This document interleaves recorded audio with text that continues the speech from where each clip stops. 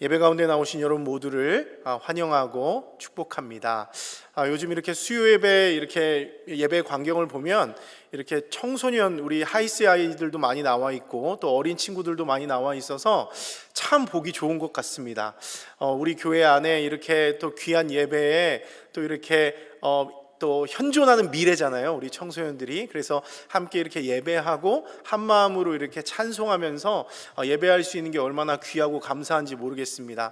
많은 우리 청소년들, 청년들 좀 자극받고 또 우리 많은 우리 성도님들께서도 한 마음으로 나오셔서 이렇게 예배했으면 좋겠다는 생각이 들고요. 또 오늘 이렇게 남성 중창단 늘 이렇게 귀한 헌신해주고 계신데 제가 늘 궁금한 게 있는데 이렇게 멤버가 이렇게 딱 정해진 건가요? 아니면 더 들어올 수 있나요? 이렇게 좀 배타적인가요? 이렇게 그렇지 않죠? 이렇게 더 받을 수 있다고 합니다. 그래서 오늘 보니까 저도 같이 서서 하고 싶다 이런 마음이 들 정도였는데 혹시 여러분들 중에서도 이렇게 또 함께 하시고 싶은 분들이 있으면 수요일에 이렇게 좀 풍성하게 해도 좋을 것 같다는 그런 생각이 듭니다. 어쨌건 오늘 또 함께 나누는 이 예배 가운데 큰 은혜가 있었으면 좋겠고요. 하나님이 주시는 기쁨, 은혜 함께 나눴으면 좋겠습니다. 오늘 여러분들과 함께 나눌 말씀은 로마서 14장 말씀인데요. 여기를 보면 어떻습니까? 오늘 본문을 읽어보니까 이 로마 교회 안에 어떤 심각한 갈등이 있었던 것 같다라는 생각이 드시죠? 그런데 이 갈등의 상황이 무려 15장까지 계속 이어지면서 여기에 관련된 얘기들을 바울이 지금 언급하고 있습니다. 근데 오늘 본문을 읽어보니까 어때요? 참으로 이해할 수 없는 말들만 가득하죠. 믿음이 강한 자, 믿음이 약한 자, 뭐 이런 얘기가 나오고 있고요. 먹는 자, 먹지 않는 자, 이렇게 얘기가 나오고 있습니다. 특별히 채소만 먹는 사람과 고기와 포도주를 비롯한 모든 것을 먹을 수 있는 사람들에 관한 얘기가 나오고요. 이 사람들 사이에서 어떤 갈등이 있었던 것 같습니다. 여러분, 그러면 도대체 이게 무슨 상황인가요? 믿음이 강한 자는 누구고 믿음이 약한 자는 누구입니까? 왜 누구는 채소만 먹고 또 누구는 고기와 포도주를 비롯해서 모든 것을 먹을 수가 있습니까? 뭔가 음식과 관련된 갈등이 일어나고 있다는 것을 우리가 알 수 있을 뿐 정확한 상황을 좀 파악하기가 어렵죠. 때문에 우리는 이 로마서를 둘러싸고 있는 배경적 상황에 대해서 간략하게나마 이해할 필요가 있습니다. 개인적으로는 이 14장의 내용이 로마서의 좀 서두 쪽에 있었으면 좀 로마서의 전체를 이해하는 데 도움이 되지 않았을까라는 아쉬움이 있지만 바울 선생님의 나름대로의 생각이 있으셨겠죠. 어쨌건 오늘 이 시간을 빌어서라도 이 로마 교회의 배경에 대해서 좀 간단하게 좀 나눠보려고 하는데요. 가장 먼저 로마 교회가 어떤 사람들로 구성되어 있는지를 우리가 좀 알아야 됩니다. 뭐라고요? 로마 교회가 어떤 사람으로 구성되어 있는가? 물론 여기에 대해서도 참 설명할 이야기들이 많이 있지만 제가 핵심만 이야기하겠습니다. 이 로마 교회는요, 회심한 유대인 그리스도인들과 헬라 로만 출신의 이방인 그리스도인들로 구성되어 있는 공동체였다는 거예요. 뭐라고요? 회심한 유대인 그리스도인입니다. 회심한 유대인 그리스도인들과 헬라 로마 출신의 이방인 그리스도인이라는 거예요. 처음에 로마 교회가 세워졌을 때 이 회심한 유대인 그리스도인들이 다수파로서 로마 교회의 중심을 차지하고 있었고요.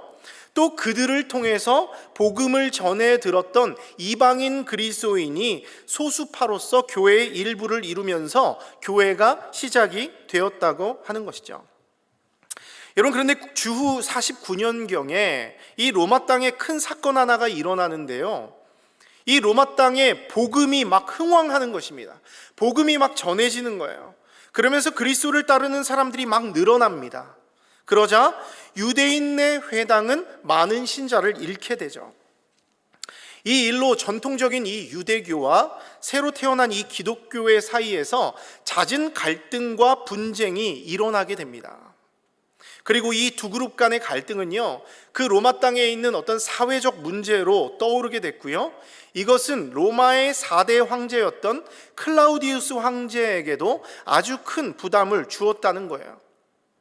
결국 이 끊임없는 분쟁 속에서 정치적 불안감을 느꼈던 이 클라우디우스 황제가 로마에 사는 모든 유대인들아, 그만 시끄럽게 하고 이 땅을 떠나라 하면서 유대인 추방령을 내렸다는 것이죠.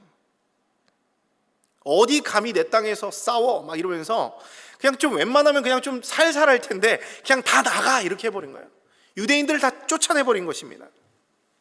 이 추방령에 관한 언급은 성경에도 나타나 있는데요, 사도행전 18장 1절과 2절 말씀을 보면 잘 보이시는지 모르겠지만 글라우디오가 모든 유대인을 명하여 로마에서 떠나라 했다 이렇게 말합니다. 여기서 말하는 글라우디오가 바로 로마의 4대 왕자였던 클라우디우스를 말하는 것이죠.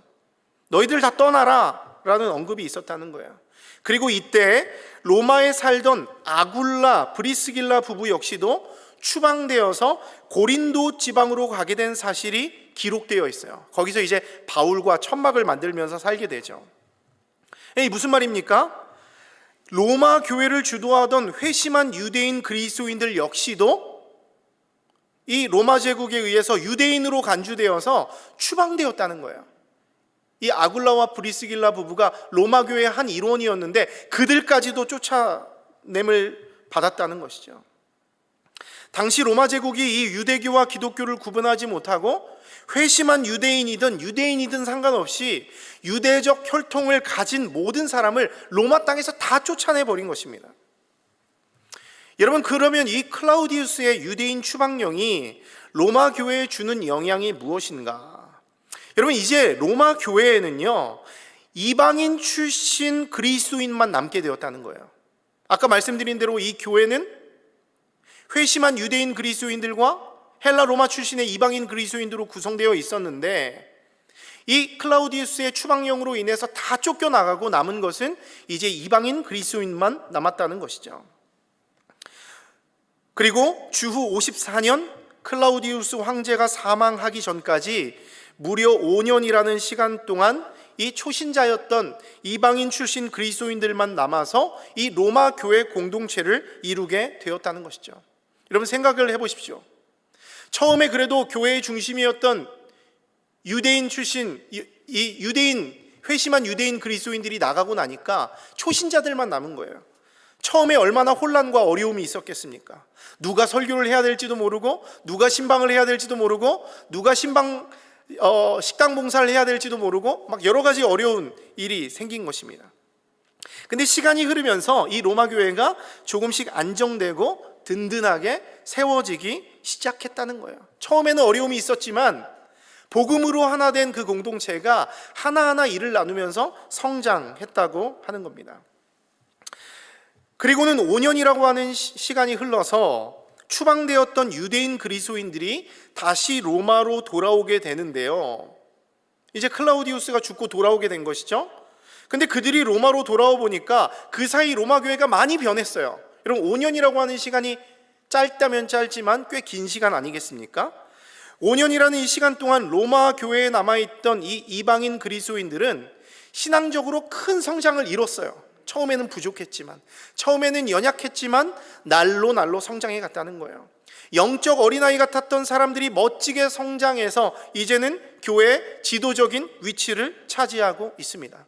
그리고 수적으로도 이전에는 소수파였지만 이제는 유대인 그리스도인들보다 월등히 많아졌다는 거예요. 그래서 추방령 해제 이후에는 소수파가 아닌 이제는 다수파가 되어 있었다고 하는 것이죠. 여러분, 이것을 본 유대인 그리스도인들은요, 처음에는 흐뭇한 마음이 있었을 거예요. 왜 그렇습니까? 자기들이 복음을 전했잖아요. 초신자들에게 복음을 전해서 이들이 복음을 듣고 변화되고 성경 공부도 가르쳐주고 말씀도 가르쳐주고 했단 말이에요. 성장하는 모습을 보니까 얼마나 흐뭇한 마음이 듭니까? 더군다나 그렇게 성장해서 교회의 리더가 되어 있는 거예요. 얼마나 감사하고 기쁨이 넘쳤겠습니까? 여러분, 이방인 그리스도인들도 마찬가지죠. 5년 동안 자신의 신앙 선배들이 쫓겨나 있다가 돌아왔어요. 얼마나 반가웠겠습니까? 나를 양육해준 선배, 나에게 복음을 알려준 그 사람들이 돌아왔을 때 기대감이 있었을 거예요. 야, 우리가 더 든든히 서갈 수 있었겠구나. 근데 여러분, 이 5년 만의 만남은요, 다시 5년 만의 이 결합은요, 생각보다 쉽지 않았던 것 같아요. 그 사이에 완전히 뒤바뀌어 버린 그 상황에 은근한 어떤 신경전 있지 않았겠습니까? 기쁨도 있었지만 요것 봐라 많이 컸네 뭐 이런 생각을 했을 수 있었을 것입니다. 그리고 이 유대인 그리스도인들이 가진 문화와 이방인 그리스도인들이 가진 문화가 너무 다르다 보니까 신학적으로도 막 부딪히는 일들도 많았다는 것이죠. 여러분, 그런데 이런 소소한 갈등들이 폭발한 그런 결정적인 사건이 발생하게 되는데요, 그게 바로 음식에 관련된 문제라고 할 수 있습니다. 음식에 관한 문제. 여러분, 오늘 본문에는 구체적인 언급은 없지만 우리는 충분히 상상해 볼 수 있어요. 오늘 본문을 읽으면서 아마도 그들은 함께 식사를 나누는 자리에서 큰 문제가 터졌던 것 같습니다. 로마에 남아있던 이 이방인 그리스도인들은 자신들에게 복음을 전해주고 말씀을 가르쳐 주었던 이 유대인 그리스도인들에게 감사한 마음이 있죠. 그래서 5년 만에 돌아온 그들을 진심으로 환영하면서 맛있는 음식을 대접하게 되었다는 것입니다. 자신의 신앙의 선배들이 맛있는 음식을 먹으면서 기뻐할 것을 상상하면서 말이죠. 아마 여기 계신 우리 여성 집사님들도, 권사님들도 집에 손님이 올 때, 또 사랑하는 사람들이 올 때 열심히 장을 보고 또 정성을 다해서 음식을 차리고 또 맛있게 먹기를 기대하잖아요. 거의 그런 마음으로 음식을 준비했을 것입니다. 여러분, 근데 이게 웬일입니까? 그 음식을 본 유대인 그리스도인들의 얼굴이 일그러져 있는 거예요. 왜 그러지? 뭐가 문제가 있나? 이런 생각을 하게 될 수 있겠죠. 심지어 어떤 사람들은 어떻게 우리에게 이런 음식을 대접할 수 있어? 라고 항의하기도 합니다. 아마도 이방인 그리스도인들은 예상치 못한 이 상황에 황당한 마음, 섭섭한 마음이 들었을 것입니다. 나름대로 정성을 다해서 잔치상을 차렸는데 먹기도 전에 반찬 투정을 하면서 화를 내니까 여러분 얼마나 기가 막히겠어요. 아마 집에서 여러분의 아들들이 엄마 이게 뭐야? 막 반찬을 막 투정하면 어떻게 하겠어요? 나가 먹지 마 뭐 이렇게 얘기하시겠죠. 아마 이 이방인 그리스도인들도 그런 마음이 들었을지 모르겠습니다. 여러분, 그러면 이 유대인 그리스도인들은 왜 이렇게 정성스럽게 차린 이 잔치상 앞에서 이런 몰상식한 행동을 하게 된 것인가? 왜 정성스럽게 차려준 음식을 기쁨으로 받지 못하고 그런 불편한 기색을 내비치는 것인가? 여러분, 이것을 이해하기 위해서는 우리가 이 유대인들의 음식 규정에 대해서 조금 이해할 필요가 있습니다. 좀 재미있는 얘기를 좀 해보려고 하는데요, 여러분, 우리는 몸에 해롭지만 않으면 무엇이든지 먹을 수 있는 자유가 있죠. 저 같은 경우는요, 고기라고 된 건 다 좋아합니다. 빨간색 다 좋아합니다. 그냥 구워 먹을 수 있는 건 다 좋아해요.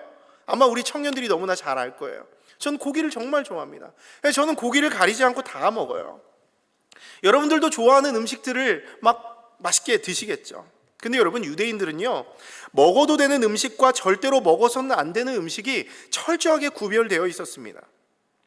이것은 모세가 하나님께 받은 율법 중에 하나이고요, 그리고 유대인들을 다른 민족들과 구별하여 정체성을 지키게 하는 방법 중에 하나였다라고 하는 것이죠. 그래서 레위기 11장이나 신명기 14장 같은 곳을 보면 먹어도 되는 음식과 먹지 말아야 하는 음식들이 철저하게 구별되어 있습니다.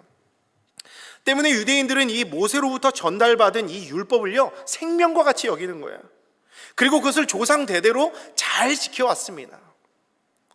그리고 중요한 것은 이 율법이 지금 이 시대에도 철저하게 지켜지고 있다는 거예요. 여러분, 예를 들면요, 유대인들은요, 고기와 우유는 절대로 함께 먹어서는 안 된다고 가르치고 있습니다. 이거는 출애굽기 23장 19절, 출애굽기 34장 26절, 그리고 신명기 14장 21절 말씀을 근거로 한 건데요, 이 말씀을 한번 보십시오. 뭐라고 이야기합니까? 너는 염소 새끼를 그 어미의 젖으로 삼지 말라, 이런 똑같은 명령을 주고 있다는 거예요. 모세 율법에 무려 3번이나 이렇게 기록되어 있는 만큼 이 계명은 유대인들에게 매우 중요한 음식 규정이라고 할 수 있습니다. 때문에 유대인들은 지금도 이 율법을 지키기 위해서 엄청난 노력을 기울이고 있는데요, 절대로 육류와 유제품을 함께 넣어서 요리하지 않아요. 그리고 그것을 함께 먹지도 않습니다. 그래서 지금도 이스라엘 식당에 가면 출입구에서부터 너 고기 먹을래, 유제품 먹을래 물어봐요. 고기 드시겠습니까? 유제품 드시겠습니까? 여러분들도 한번 선택을 해보십시오. 여러분 결정하셨을 것입니다. 특별히 여기서 여러분 육류가 포함된 음식을 바살이라고 하고요, 유제품이 포함된 음식을 할라비라고 하는데요, 손님이 무엇을 결정하고 무엇을 먹느냐에 따라서 바살이 식당으로 인도할 수도 있고 할라비 식당으로 여러분을 안내할 수도 있습니다.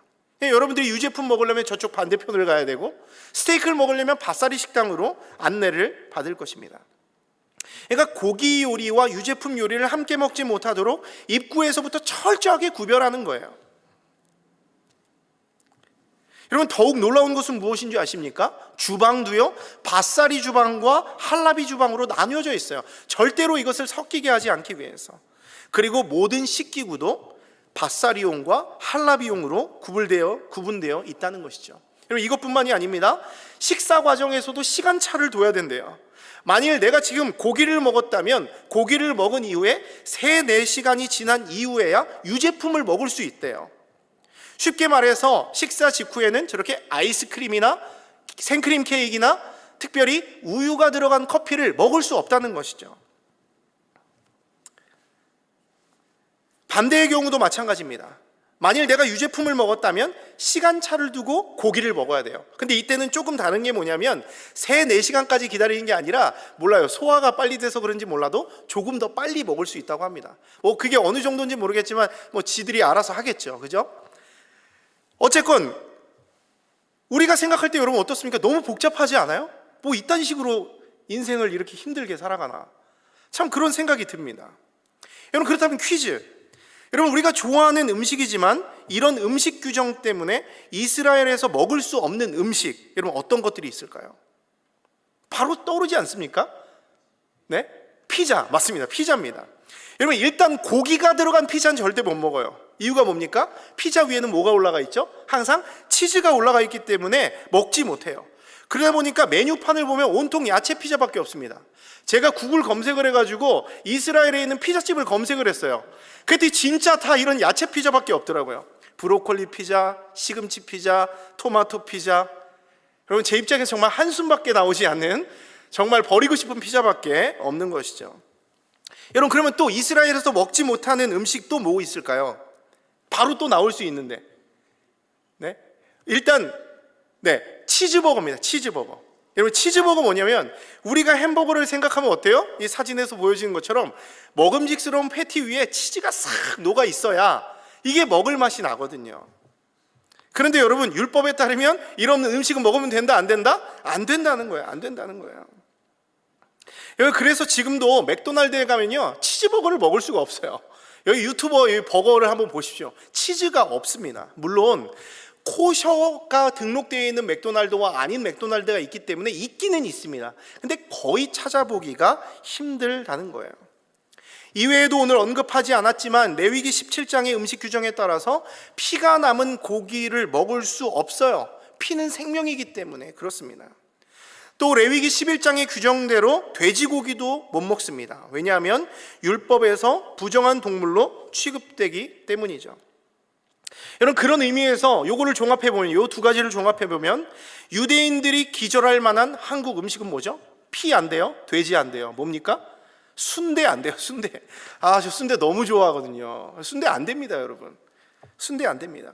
돼지 피를 버무려 먹는 순대를 먹느니 죽음을 선택하겠다, 이런 유대인 분명히 있을 것입니다. 그 외에도 여러분 삼겹살 못 먹습니다. 선짓국 못 먹습니다. 족발 못 먹습니다. 여러분 이 이상 말해서 뭐 하겠습니까?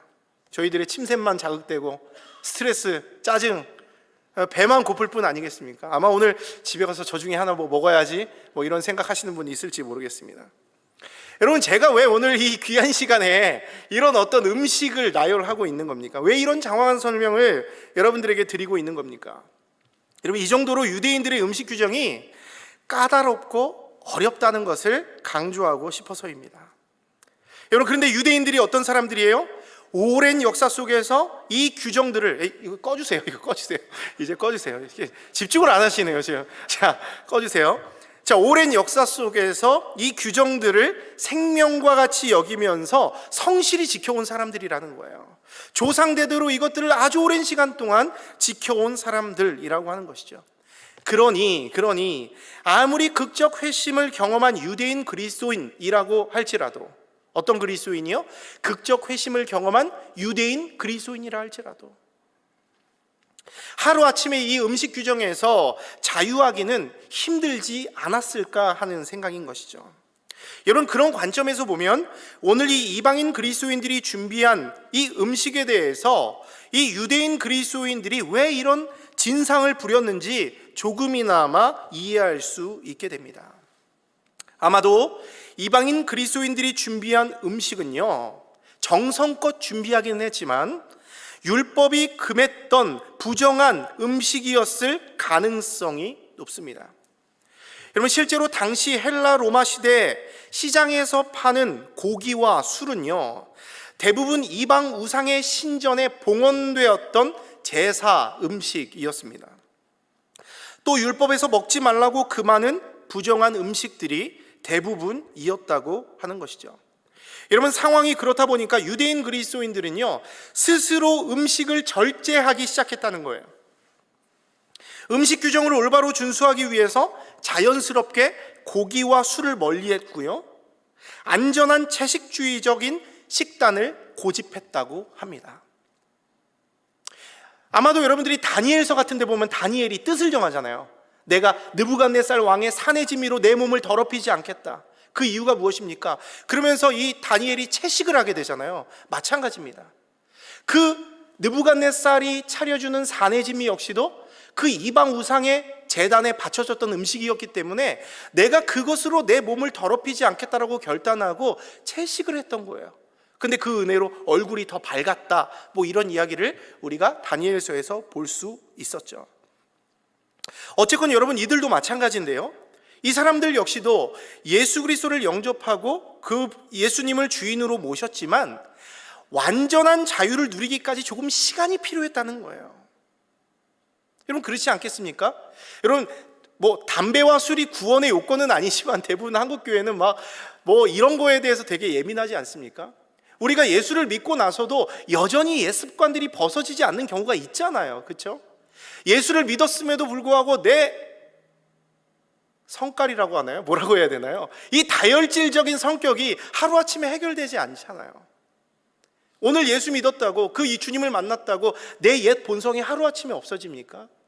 우리가 조금씩 예수님을 닮아가는 거 아니겠습니까? 마찬가지로 이 유대인들 역시도 예수 그리스도를 믿었지만 아직도 이런 부분에 있어서는 자유하지 못했던 그런 부분들이 있었다는 것이죠. 여전히 옛 습관들이 있었던 거예요. 그런데 그런 그들에게 이런 부정한 음식들을 대접했으니 유대인들의 마음이 불편할 수도 있었겠죠. 그게 아닌 걸 알고 있지만 불편할 수도 있었던 것입니다. 하지만 이 이방인 그리스도인들의 입장에서는요, 그들의 행동이 성경의 가르침과 반대되는 그런 어리석은 행동처럼 보였다는 거예요. 원래 그 이방인 그리스도인들은 본래 그런 음식 규정에 매여 있는 사람들이 아니죠. 원하면 무엇이든지 먹을 수 있고 심지어 우상에게 바쳐진 음식도 먹는데 거리낌이 없습니다. 근데 이 사람들이 예수 믿고는요, 더 담대해요. 이유가 뭐죠? 고린도전서 8장 4절 말씀 보면 뭐라고 말씀합니까? 여기서 말씀하는 대로 하나님을 주인으로 모신 그리스도인에게는 우상이 아무것도 아니라는 거예요. 우리의 주인은 우상이 아니라 이제는 하나님이기 때문에, 예수 그리스도이시기 때문에 우상들이 아무것도 아니라고 여기는 거예요. 실제하는 것도 아니고 아무런 능력도 없고 그 우상은 우리에게 어떠한 영향도 줄 수 없는 허상입니다. 때문에 고린도전서 8장 8절의 말씀처럼 우리가 우상에게 바쳐진 음식을 먹지 않는다고 해서 더 못 사는 것도 아니고 먹는다고 해서 더 잘 사는 것도 아니라는 거예요. 하나님 앞에서 그것을 자랑할 만한 것도 아니고 하나님 앞에서 그것이 부끄러워지는 것도 아니라는 것이죠. 심지어 마태복음 15장 11절 말씀 보면 예수님조차도 입으로 들어가는 것이 사람을 더럽게 하는 것이 아니라 악한 마음에서 시작돼서 입으로 나오는 것들이 사람을 더럽게 하는 것이다, 이렇게 말씀하죠. 마지막으로 사도행전 10장 말씀 보면 뭐라고 이야기합니까? 부정한 음식을 거부하는 베드로에게 성령께서 말씀하시죠. 베드로야, 일어나 잡아 먹으라. 하나님께서 깨끗하게 하신 것을 내가 속되다고 하지 말아라, 이렇게 말씀합니다. 예수 그리스도의 오심 이후로 하나님이 그 부정한 짐승들을 깨끗하게 하셨다는 거예요. 때문에 하나님이 깨끗하게 하신 것을 네가 속되다 하지 말고 자유함을 누려라, 이런 말씀을 해주고 있는 것이죠. 여러분, 상황이 이러하니까 어떻습니까? 여러분, 이제 오늘 본문에서 아까 처음에 제가 던졌던 믿음이 연약한 자, 믿음이 강한 자, 누구인지 이제 좀 구분이 되시겠죠. 누가 채소만 먹고 누가 모든 것을 먹을 수 있는지 여러분들이 구분이 되실 것입니다. 여러분, 그런 의미에서 제가 생각할 때는 믿음이 조금 강하다고 여겨지는 이방인 그리스도인들이 아직은 믿음이 좀 연약한, 여전한 옛습성 때문에 아직 헤어나올 수 없는 그 연약한 유대인 그리스도인들을 조금 불쌍히 여겨주고 품어주고 조금 기다려주면 어떨까 하는 마음이 제 개인적인 마음에는 듭니다. 여러분, 그들이 예수 그리스도를 부정하는 게 아니죠. 마치 갈라디아서나 그런 서신서에 나오는 것처럼 거짓 교사처럼 이런 할례나 음식 규정이나 날과 해와 절기를 지키는 일을 어떤 구원의 수단으로 여기는 사람들이 아니라는 거예요. 다만 오랜 전통 속에서 아직 그것을 벗어버리기가 쉽지 않아서 좀 연약한 자들인데 좀 이 이방인 그리스도인들이 넓은 아량으로 받아주면 좋지 않았을까라는 생각이 들었던 것이죠. 근데 여러분, 어떤 이유에서인지 몰라도 이 이방인 그리스도인들은요, 이 유대인 그리스도인들에 대해서 지금 불편함을 느끼고 있습니다. 야, 예수님을 주인으로 모셨음에도 불구하고 자유하지 못하고 옛 전통에 매여 있는 그들이 막 한심해 보이는 거예요. 쟤네들은 너무 까다로워. 쟤네들은 너무 극성맞아. 함께 공동체를 이루기에 너무나 피곤한 사람들이야. 그런 생각을 하게 됩니다. 그래서 로마 교회의 다수를 차지하던 이 이방인 그리스도인들은 소수파였던 유대인 그리스도인들을 기피하고 거리를 두기 시작해요. 에이, 믿음 없는 보수 꼴통아, 막 이러면서 비난하면서 그 중요한 모임과 직책에 그들을 끼워주지 않는다는 거예요. 결국 이런 상황 속에서 양쪽 간의 의견은 좁혀지지 않습니다. 교회 안에서 틈만 나면 다툼이 일어나게 됩니다. 이것이 바로 이 로마 교회 안에 있었던 배경적 상황이라고 할 수 있는 것이죠. 여러분, 그러면 이렇게 갈등하고 있는 이 두 집단을 향해서 바울은 오늘 어떤 권면과 해결책을 주고 있습니까? 3절 말씀 좀 볼까요? 여기를 보면 먹는 자는 먹지 않는 자를 업신여기지 말고 먹지 않는 자는 먹는 자를 비판하지 말라, 이렇게 말씀하고 있어요. 그러니까 서로 업신여기지 말고 비판하지 말고 서로를 용납하고 받아들여라, 이렇게 말씀하고 있는 것이죠. 그렇게 해야 하는 이유가 무엇입니까? 오늘 본문 보면 하나님이 그 양쪽을 다 받으셨다는 거예요. 여러분, 이게 굉장히 중요한 말인데요, 여기서 하나님이 양쪽을 다 받으셨다는 것은 뭘 의미하고 있죠? 그들 모두가 그 마음의 중심이 예수 그리스도를 향해 있다는 거예요. 이방인 그리스도인이나 유대인 그리스도인이나 약간 부족함이 있고 연약함이 있지만 모두 다 하나님을 향해 있다는 거예요. 그 마음이 동일하고 다르지 않다는 것입니다. 그러니까 바울은 지금 로마 교인들로 하여금 본질이 뭔지를 생각하게 하고 있는 것이죠. 니네가 지금 무엇을 먹고 안 먹고 중요한 것이 아니다. 그것은 구원과는 아무런 상관이 없는 비본질적인 것이다. 그러면 중요한 것은 무엇인가? 우리가 행하는 모든 행동의 중심이 예수 그리스도를 향해 있는가 아닌가가 중요하다는 거예요. 지금 연약하고 부족하지만 주님 원하시는 뜻대로 순종하고자 하는 마음만 확실하다면 주님은 그 양쪽을 다 받으신다는 거예요. 그게 본질이라고 하는 것이죠. 근데 지금 바울이 보기에 양쪽의 모습은 어때요? 6절 말씀 보십시오. 나를 중히 여기는 자도 주를 위하여 중히 여기고 먹는 자도 주를 위하여 먹는다 말합니다. 먹지 않는 자도 주를 위하여 먹지 아니하며 하나님께 감사한다 말해요. 또 7절을 보면 우리 중에 누구든지 자기를 위하여 사는 자가 없고 자기를 위하여 죽는 자도 없다 이렇게 말하고 있죠. 이 말씀을 종합해 보면 어때요? 8절의 말씀과 같이 양쪽 모두 이방인 그리스도인이나 유대인 그리스도인이나 살아도 주를 위하여 사는 사람들이고 죽어도 주를 위하여 죽는 사람들이라고 하는 것이죠. 때문에 지금 여기서 바울이 가진 의문은 뭐예요? 그런 너희들이 지금 왜 싸우고 있니? 이런 얘기를 하는 겁니다. 왜 본질적인 것을 보지 못하고 비본질적인 것에 그 음식을 먹는 문제 가지고 다 사나 죽으나 하나님을 위해서 사는 너희들이 왜 싸우고 있니? 이것을 말하는 거예요. 왜 시간 낭비하고 있니? 이렇게 말하는 것입니다. 오늘 읽지 않았지만 10절 말씀 보면 이렇게 말해요. 내가 어찌하여 형제를 비판하느냐? 어찌하여 내 형제를 업신여기느냐? 우리가 다 하나님의 심판대 앞에 서리라. 또 15절 말씀 보겠습니다. 만일 음식으로 말미암아 내 형제가 근심하게 되면 이는 내가 사랑으로 행하지 아니함이라. 그리스도께서 대신하여 죽으신 형제를 내 음식으로 망하게 하지 말라. 마지막으로 20절 말씀 보겠습니다. 음식으로 말미암아 하나님의 사업을 무너지게 하지 말라. 만물이 다 깨끗하되 거리낌으로 먹는 사람에게는 악한 것이니라. 말씀하고 있는 것이죠. 여러분, 말씀을 좀 마무리하려고 하는데요, 여러분 오늘 말씀은 어떻습니까?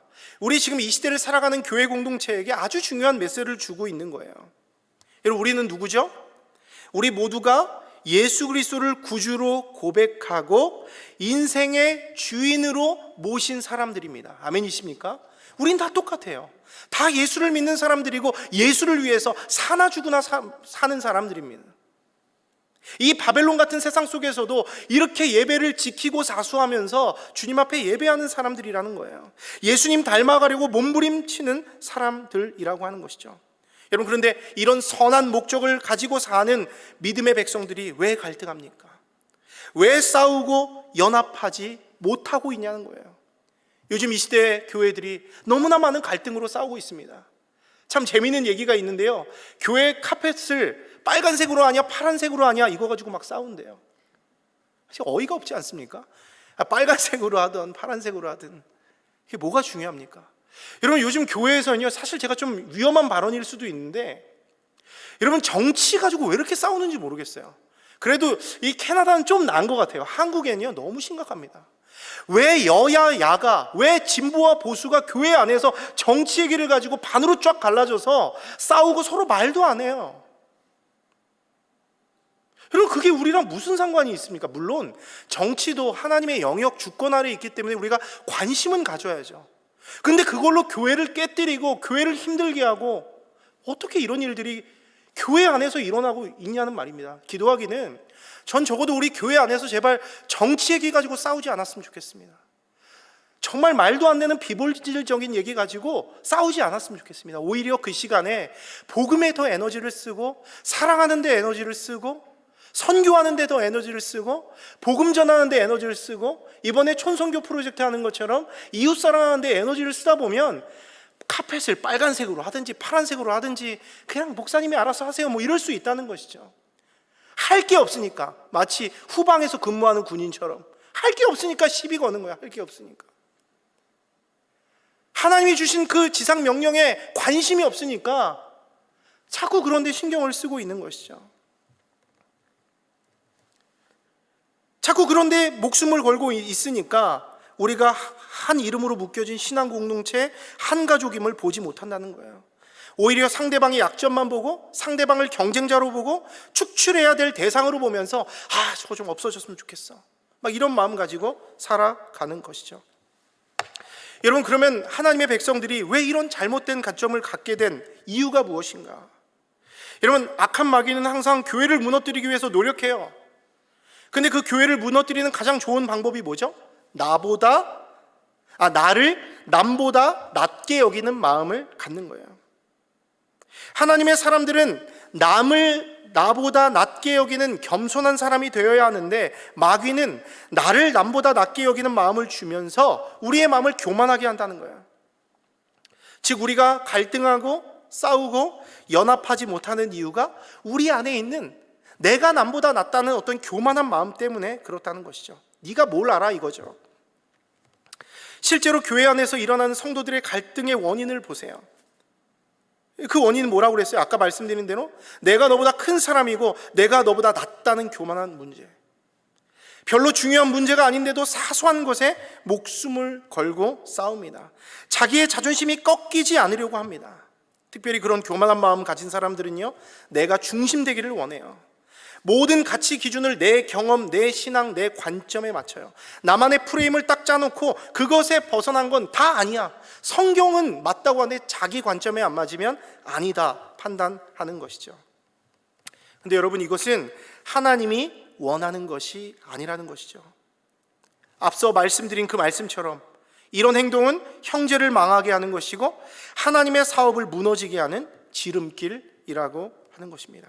여러분, 우리는 같은 하나님을 사랑하는 사람들이고요, 같은 목적을 가지고 연합해야 하는 사람들이에요. 사랑과 선행으로 서로를 격려하고 연약한 자들을 따뜻함으로 보듬어 주어야 하는 사람들입니다. 그것이 형제를 살리는 길이고 하나님의 사업을 든든히 세우는 일이라고 하는 것이죠. 혹시 우리가 비본질적에 매몰되어서 본질을 잃어버린 성도는 아닌지, 그런 교회는 아닌지 좀 돌아볼 수 있는 시간 되었으면 좋겠습니다. 나와 내 형제가 가진 존귀한 신분을 보지 못한 채 자기를 높은 자리에 두고 교만함으로 행하고 있지 않은지 한번 생각해 보시고요, 특별히 내 옆에 있는 형제들을 통해서 하실 일들을 좀 기대했으면 좋겠어요. 실제로 여러분, 바울은요, 로마 교회에 편지를 쓴 이유가 뭐냐면 또 이 둘 사이를, 이 유대인 그리스도인들과 이방인 그리스도인들을 화해시키려고 하는 이유가 뭐냐면 로마서 15장 마지막 부분에 보면은 바울이 스페인 선교를 이제 앞두고 있거든요. 이제 모든 선교 여행을 마치고 마지막 땅끝이라고 여겨졌던 스페인 선교를 앞두고 있는데요, 여기를 보면 뭐라고 이야기하고 있습니까? 이 로마 교회를 이 서바나 스페인 선교의 전진 기지로 쓰고 싶은 거예요. 여러분, 지도를 보십시오. 여러분, 예루살렘과 스페인의 딱 중앙에 로마 교회가 있습니다. 이 로마 교회를 통해서 이 스페인 선교의 전진 기지로 이 로마 교회 성도들을 지금 바울이 쓰려고 기대하고 있는 거예요. 근데 지금 이 로마 교회가 뭐 하고 있어요? 싸우고 있는 거예요. 지금 정말 너무나 존귀한 사람들이고 하나님 나라의 선봉으로서, 선봉 기지로서 쓰임 받아야 하는 로마 교회가 정신 차리지 못하고 싸우고 있으니까 바울의 마음이 답답한 것이죠. 그래서 너희들 지금 뭐 하고 있니? 난 너희들에 대해서 이런 기대가 있어. 하나님은 너희들에 대한 이런 기대가 있어서 교회를 이 로마 땅에 세웠고 너희들을 통해서 해야 할 일이 있어, 이렇게 말하고 있는데 너희는 왜 정신을 차리지 못하고 이 비본질적인 문제를 가지고 싸우고 있느냐? 안타까워하고 있는 것이죠. 마찬가지입니다. 하나님은 우리 본한인 교회를 통해서 놀라운 계획을 가지고 계신 줄로 여러분 믿으시기 바랍니다. 여러분을 통해서 하나님 나라의 전진기지로서 우리 교회를 사용하실 것이라고 저는 믿어요. 근데 우리가 만일 그것을 알지 못하고 깨닫지 못하고 싸운다든지 하나님의 온전한 일들을 하지 못하고 있다든지 한다면 너무나 가슴 아픈 일인 것이죠. 기도하기는 우리가 그런 헛된 것에, 비본질적인 것에 매몰되어 있는 것이 아니라 정말 하나님을 사랑하는 교회 공동체로서 우리의 사명을 다시 발견하고 다시 세워나가면서 교회로서의 참 모습을 다시 세워나갈 수 있는 그런 우리 교회가 될 수 있기를 주님의 이름으로 축원합니다.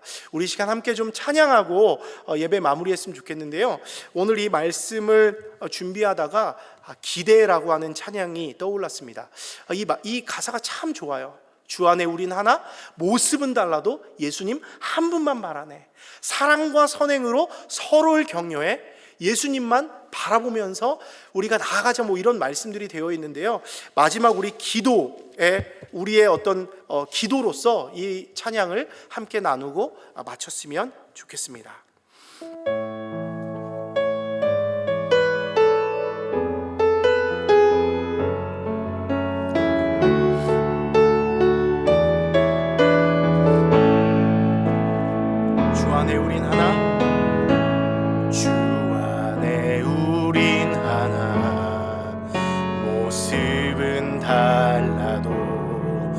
예수님 한 분만 바라네. 사랑과 선행으로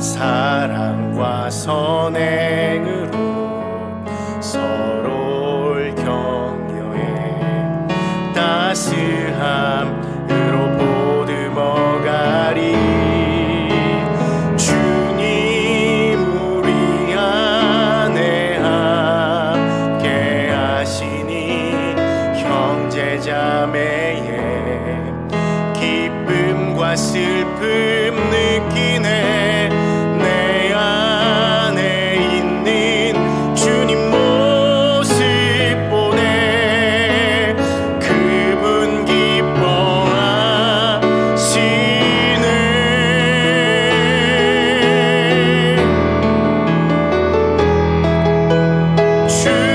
주님 우릴 통해 계획하신 일 부족한 입술로 찬양하게 하신 일.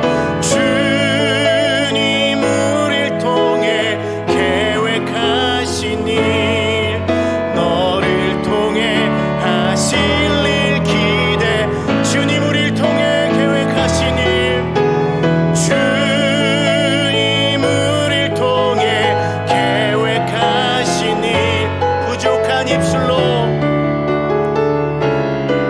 찬양하게 하신 일. 주님 우릴 통해 계획하신 일 너를 통해 하신. 우리 다른 분에게 고백합니다. 너를 통해 하실 일 기대. 너를 통해 하실 일 한 번 더. 우릴 통해 하실 일 기대. 우릴 통해 하실 일 기대해.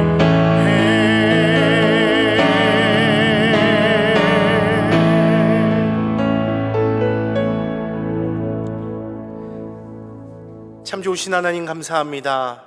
오늘도 귀한 말씀 가지고 말씀 나누게 하신 것 감사합니다.